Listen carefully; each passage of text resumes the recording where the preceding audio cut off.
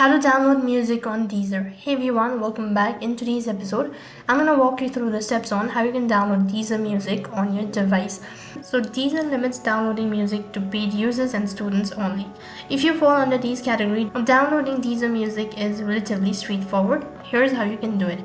First of all, you need to open up a web browser and then on the web address bar type in deezer.com and log into your account.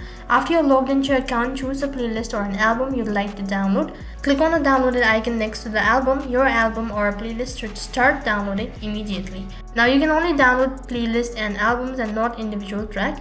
For that reason, ensure you have created a playlist before trying to download a song. Now more importantly, go to the settings and turn on the offline mode. With this feature turned on, you can launch the app and listen to your favorite track even if you're not connected to the internet.